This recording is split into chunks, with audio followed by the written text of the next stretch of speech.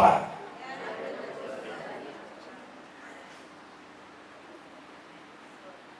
ഈ അഗ്നി സംപ്രാപ്ത ലോകസ്ഥാപ ബിന്ദുല സന്നിപം അർത്ഥജന്മം പറഞ്ഞേ.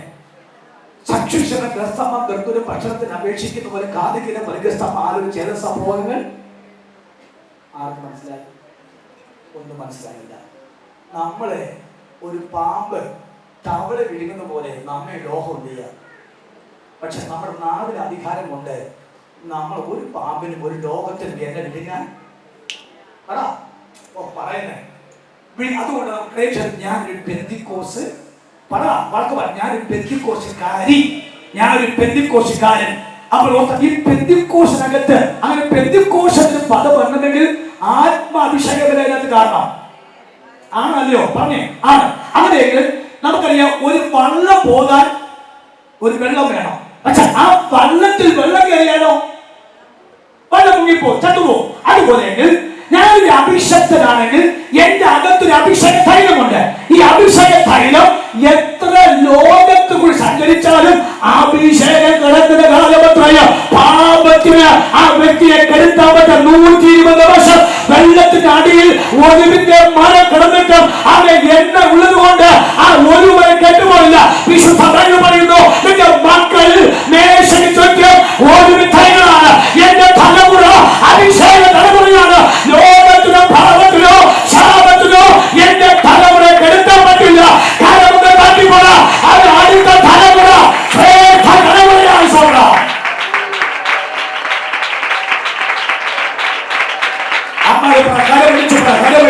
എല്ലാ കണ്ണും സത്യം അടച്ചിട്ട് പറ, അവൻ എന്റെ അകത്തൊരു അഭിഷേകമുണ്ട്. അതുകൊണ്ട് അത് ലോകത്തിന്റെ വെള്ളത്തിന് അവൻ കെടുത്താൻ പറ്റത്തില്ല. അത് അതിന് മുന്നറിയിപ്പ് ജീവിക്കാൻ കൊതി തോന്നുന്ന ഒരു അന്തരീക്ഷമായ സൗര.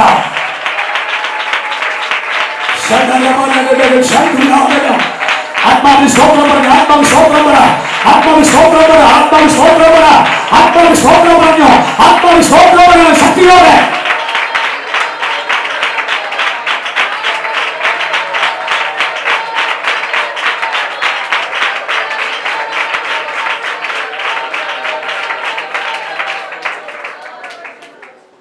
അതുകൊണ്ട് യൂത്ത് ഈസ് ഹോപ്പ് എന്നൊരു വാക്കുണ്ട്.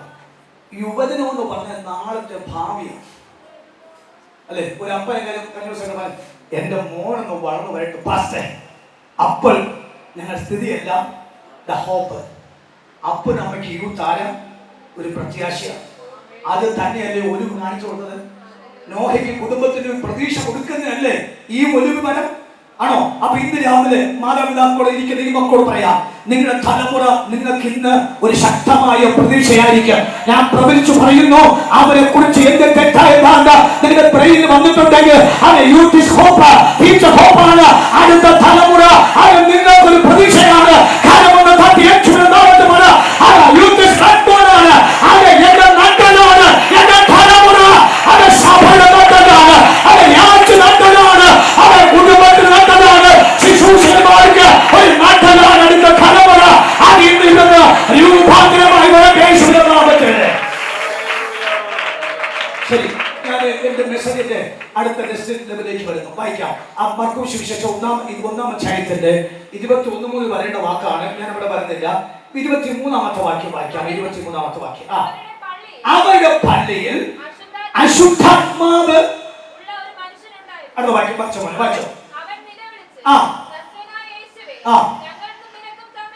അടുത്ത വാക്യം അടുത്ത വാക്യം മതി. Thank you. The cast of Jesus. യേശു അതിനെ പുറത്താക്കിയതാണ്. അപ്പോൾ വിശുദ്ധ തലമുറ അശുദ്ധാത്മാവിനെ എവിടെ ആദ്യം പുറത്താക്കിയത്?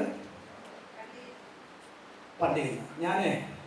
കഴിഞ്ഞ പ്രാവശ്യം പ്രസംഗിച്ചപ്പോൾ പറഞ്ഞിട്ട് ഓർമ്മയില്ല.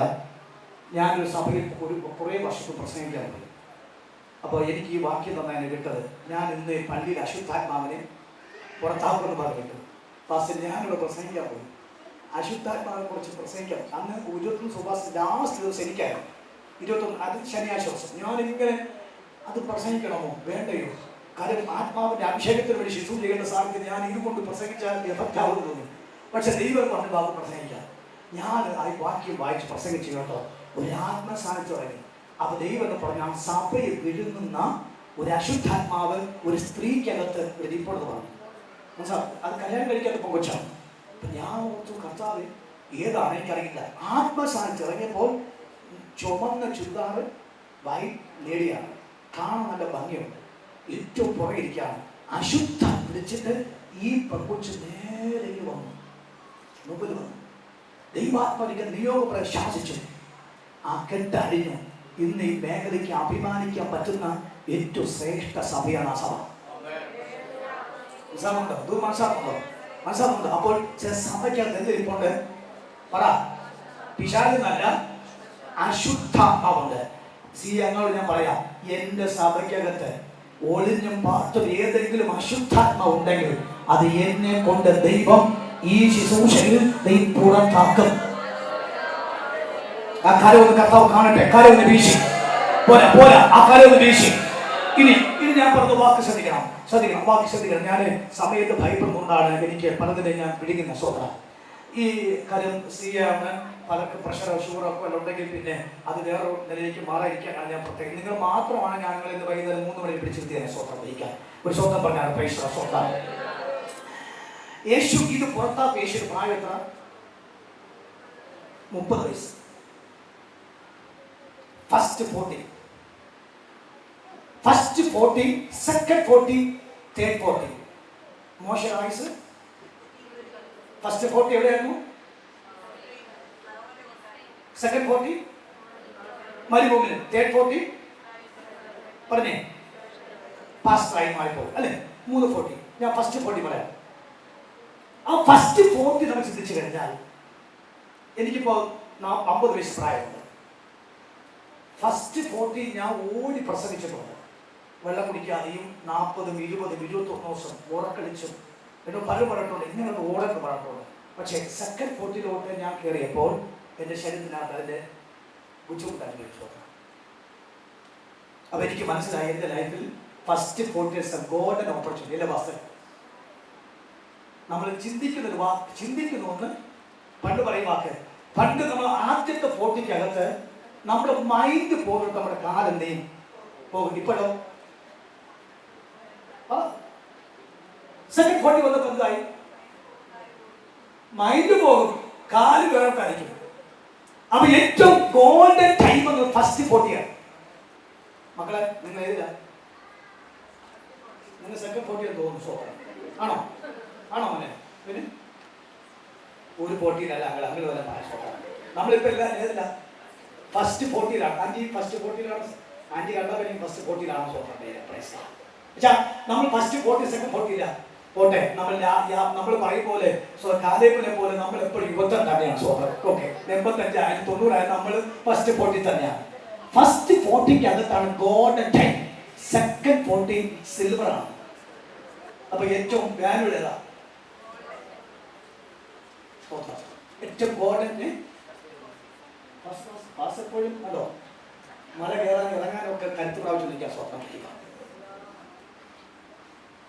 യേശു ഭൂതത്തെ പുറത്താക്കിയ ടൈം ഫസ്റ്റ് 40. ഞാനൊരു ചെറിയ ഉദാഹരണം പറയാം. കഴിഞ്ഞ ദിവസം കിട്ടിയ റിപ്പോർട്ടാണ്. 19 വയസ്സ് പ്രായമുള്ള ഒരു പെൺകുട്ടി, അവൾക്കൊരു ചോക്ലേറ്റ് കിട്ടി. ആ ചോക്ലേറ്റിനകത്ത് നിന്നും അവൾ രുചി പിടിച്ചു. ആ രുചി അവൾ ലഹരിയിലേക്ക് മാറ്റി.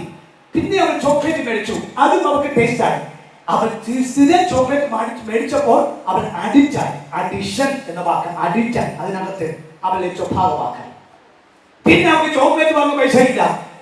അവൾ കണ്ടുപിടിച്ച മാർക്ക് നോക്കണം. അല്പം ഭാരമുണ്ടെങ്കിൽ തന്നെ എനിക്ക് പറഞ്ഞേ പറ്റൂ.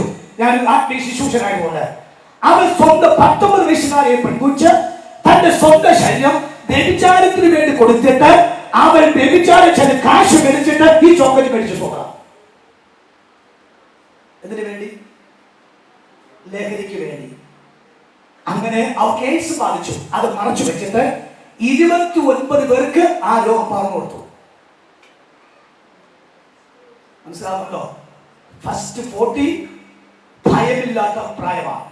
ഫസ്റ്റ് 40 അനുസരിക്കാത്ത സമയമാണ്. ഫസ്റ്റ് 40 അങ്ങനെ സ്വയമായിട്ട് ചിന്തിച്ചെടുക്കാൻ പോകാൻ കപ്പാസിറ്റി 40 ആണ്. പക്ഷെ ഫസ്റ്റ് 40 വീണാൽ എഴുന്നേൽക്കാൻ ഭയങ്കരമാണ്. എന്നാൽ അതോടെ നിൽക്കട്ടെ, first 40 is the best farming time 40 ആ സ്വന്തം. ഒരു കാര്യം കൊടുത്തു, ഫസ്റ്റ് 40 is the best 40 എന്നല്ല, അത് വീട്ടിൽ പോട്ടെ സ്വന്തം. ഫസ്റ്റ് 40 പറഞ്ഞ ബെസ്റ്റ് 40 ആണ്. ഞാൻ അല്പം ഡിഗ്രി കൂട്ടി ദ ഫാന്റാസ്റ്റിക് ടൈം ആണ് സ്വന്തം. ഞാനൊരു ചെറിയ ഉദാഹരണം പറഞ്ഞുതരാം. വായിച്ച് അവരെ 2 ദിനവൃത്താന്ത പുസ്തകം അതിന്റെ 20-ാം അധ്യായത്തിലെ സ്തോത്രം അതിന്റെ 32-ാമത്തെ വാക്യം പ്ലീസ്. അല്ലല്ല, എത്ര വായിച്ചു? 31 വായിച്ച്. അത് ഉറക്കെ വായിക്കാൻ സിസ്റ്റർ അടുത്ത അവൻ വാഴ തുടങ്ങിയപ്പോൾ ഫസ്റ്റ് 40 ആണ് സ്വന്തം. വാഴ പറ്റിയ ടൈമേള ഫസ്റ്റ് 40. അപ്പോൾ ഇന്ന് രാവിലെ നമ്മുടെ തിരുവനന്തപുരം ഭാഷയിൽ പറഞ്ഞാൽ അഴിച്ചാൻ കുഴിച്ച ഒന്നേ പറഞ്ഞാൽ നമുക്ക് മനസ്സിലാവുക. പഴയതൊക്കെ പറഞ്ഞിട്ട് ആ ഫസ്റ്റ് 40 എന്ത് ചെയ്യാൻ പോവുകയാണ്? ഞാൻ വാഴാൻ പോവുകയാണ്, ചലഞ്ച് ചെയ്യാം. ഞാൻ നമുക്ക് പോസിറ്റീവ് എല്ലാം ശരിയാണ് കേട്ടോ. ശ്രദ്ധിച്ചു കുട്ടികളെ, ഫസ്റ്റ് 40 ചലഞ്ചിങ് ടൈമാണ്. ചലഞ്ച് ചെയ്യണം. അപ്പ നോക്കിയോ, അമ്മ നോക്കിയോ, പാസ്റ്റർ നോക്കിയോ, മോളെ നോക്കിയോ, ഈ ഫസ്റ്റ് 40 ഞാൻ വാണ് കാണിക്കും. എങ്ങനെ? പാപത്തോട്, ശാപത്തോട്, ലോകത്തോട്, സാത്താന്റെ തൃത്വത്തോട് ഒരു കോംപ്രമൈസ് ഇല്ലാതെ വണ്ണം അതിനെ പൊട്ടിക്കുന്ന ഒരു ടൈമാണ് ഫസ്റ്റ് 40. കാലമടിച്ചു പറഞ്ഞ